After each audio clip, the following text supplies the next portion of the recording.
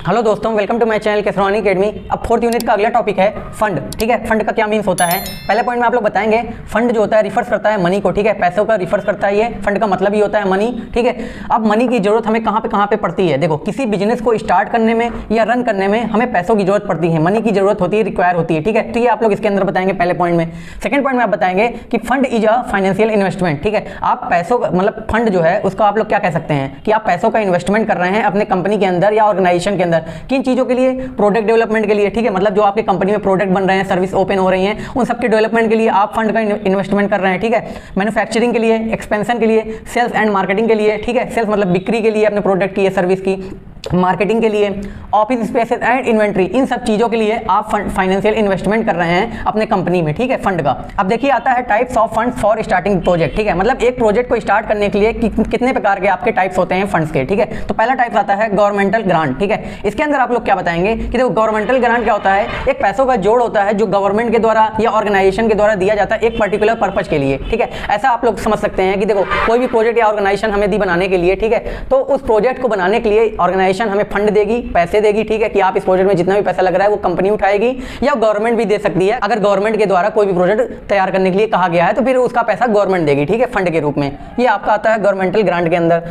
Second point आता है fund bye partners. इसके अंदर आपको बताना है कि आपको पैसे अपने पार्टनर्स के द्वारा मिल रहे हैं। ठीक है, ऐसे समझ सकते हैं आप लोग कि जैसे आप किसी कंपनी में वर्क कर रहे हैं। ठीक है, या आप खुद कंपनी के ऑनर हैं। ठीक है, तो आपको कोई प्रोजेक्ट बनाना है अपने कंपनी के अंदर या बिजनेस के अंदर। ठीक है, तो आपके पास उतने पैसे नहीं है, तो आप अपने फ्रेंड से या आपके पार्टनर जो है साथ में काम कर रहे हैं उनसे आप उधार ले सकते हैं पैसों का। ठीक है, फंड ले सकते हैं। ठीक है, तो वो आपको पैसे देंगे और आप उन पैसों का अपने प्रोजेक्ट में, अपने प्रोडक्ट में या सर्विस में लगा के उन्हें और अच्छा कर सकते हैं। ठीक है, बाद में जब आपके प्रोडक्ट या प्रोजेक्ट जो भी आप बना रहे हैं वो सक्सेसफुल हुआ तो आप उन्हें उनके पैसे वापस कर देंगे। ठीक है, जब आपका प्रोजेक्ट या प्रोडक्ट सक्सेसफुल हो जाएगा। तो इसके अंदर आपको यही चीज डिस्क्राइब करनी है कि पार्टनरशिप जो है वो हेल्प कर सकती है आपको कॉस्ट, पैसों को मैनेज करने में, by sharing buildings, equipment, expertise and workload. मतलब जो चीजें आपके प्रोडक्ट में या प्रोजेक्ट बनाने में लग रही हैं, जैसे इक्विपमेंट लग रही हैं या कुछ भी वर्कलोड्स हैं। ठीक है, इन सब चीजों के द्वारा आपकी वो मदद कर सकता है आपका पार्टनर। ठीक है, तो ये आपका आता है फंड बाय पार्टनर्स के अंदर। थर्ड टाइप आता है बोरोड मनी।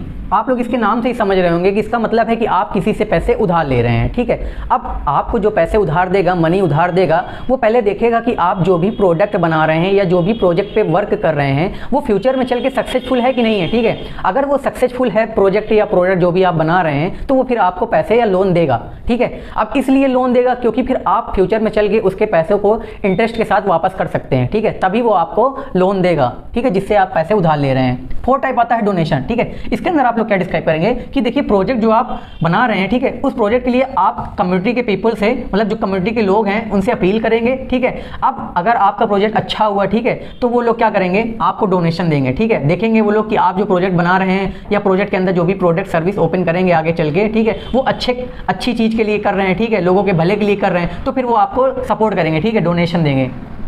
फिफ्थ टाइप आता है क्राउड फंडिंग। ठीक है, क्राउड फंडिंग में आप लोग ये डिस्क्राइब करेंगे, देखो आजकल आप लोग जानते हो कि इंटरनेट पे भी बहुत से डोनेशन का काम हो रहा है। ठीक है, आप लोग इंटरनेट की मदद से बहुत डोनेशन का काम कर सकते हो। जैसे आप लोग एक प्रकार से एग्जांपल ऐसे समझो कि यूट्यूबर्स होते हैं। ठीक है, यूट्यूबर्स का क्या काम होता है कि स्ट्रीमिंग करते हैं, लाइव स्ट्रीमिंग करते हैं, बहुत सारे लोग उन्हें पैसे देते हैं। ठीक है, तो एक प्रकार से यही समझ सकते हो आप, क्राउड फंडिंग वही होता है। ठीक है, कि लोगों को इंटरनेट के द्वारा फंड मिलता है, पैसे मिलते हैं। ठीक है, तो ये आपके आते हैं टाइप्स ऑफ फंड। ठीक है, जिसके अंदर आपको 5 टाइप्स डिस्क्राइब करना है। देखिए अब आता है classification of sources of fund. ठीक है, इसमें आपको ये डायग्राम बनाना है और डायग्राम में आप क्या क्या डिस्क्राइब करना मैं बताने जा रहा हूँ। देखो इसमें हेडिंग डालेंगे सोर्सेस ऑफ फंड क्लासिफिकेशन। ठीक है, इसमें 3 टाइप्स होते हैं। पहला हो गया on the basis of period, second हो गया on the basis of ownership, third हो गया on the basis of source of generation. ठीक है, अब देखिए पीरियड में कितने टाइप्स होते हैं।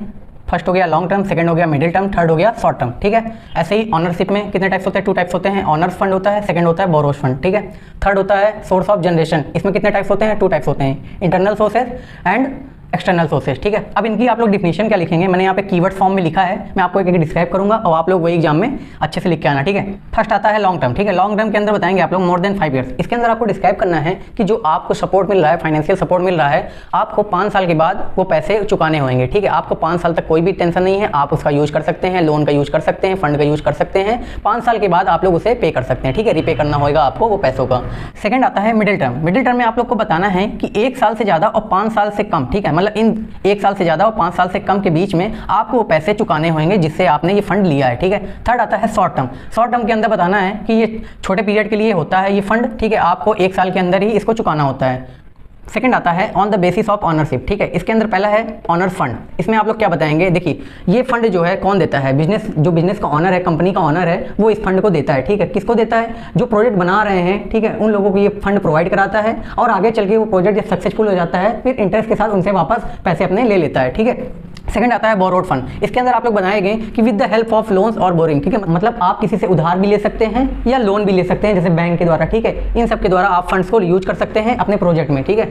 अब आता है third on the basis of source of generation, ठीक है। इसके अंदर पहला क्या है, इंटरनल सोर्सेज। इसके अंदर आप लोग बताएंगे इनसाइड द बिजनेस। इसका क्या मतलब है कि देखिए कोई भी अगर ऑर्गेनाइजेशन है, बिजनेस है या कंपनी है, उसके अंदर जो फंड्स आपस में लेन देन हो रहा है, फंड्स का, ठीक है, पैसों का आपस में लेन देन हो रहा है, उसे हम लोग कहते हैं इंटरनल सोर्सेज, ठीक है। अब आता है सेकंड एक्सटर्नल सोर्सेज। इसके अंदर आपको बताना है कि ऑर्गेनाइजेशन से बाहर, ठीक है, ऑर्गेनाइजेशन से बाहर जो फंड्स का लेन देन होता है उसे हम लोग कहते हैं एक्सटर्नल सोर्सेज, ठीक है। ये आपका आता है on the basis of source of generation. तो आपके ये तीन क्लासिफिकेशन होते हैं, पीरियड हो गया, ऑनरशिप हो गया, सोर्स ऑफ जनरेशन हो गया, ठीक है। इन्हीं सबको अच्छे से आपको डिस्क्राइब करना है और बिल्कुल ये डायग्राम जैसे मैंने बनाया है आपको भी बना के आना है एग्जाम में, ठीक है। यहाँ पे मैंने कीवर्ड्स के फॉर्म में इसको एक्सप्लेन किया है, आप बिल्कुल अच्छे तरीके से हेडिंग बना के एग्जाम में एक्सप्लेन करिएगा, ठीक है। लेकिन ये डायग्राम जरूर बना के आइएगा। और अगर आपको टॉपिक्स याद नहीं होते हैं एग्जाम के लिए, ठीक है, तो अपने से देखिए, टॉपिक्स पूरा देखिए, वीडियो पूरी देखिए और फिर अपने से लास्ट में ये देखिए कि मैंने क्या क्या चीज़ें याद करी हैं, ठीक है, क्या क्या चीज़ें मुझे रिकॉल है, याद है, ठीक है, जो मैंने वीडियो देखी है उसमें मुझे क्या क्या चीज़ें याद है। हर टॉपिक का कोई भी कंटेंट है तो उनको अपने कीवर्ड्स में तोड़ लीजिए, ठीक है, मतलब कीवर्ड्स के फॉर्म में याद कर लीजिए, छोटे छोटे टुकड़ों में याद कर लीजिए, हर चीज़ याद मत करिए, छोटे छोटे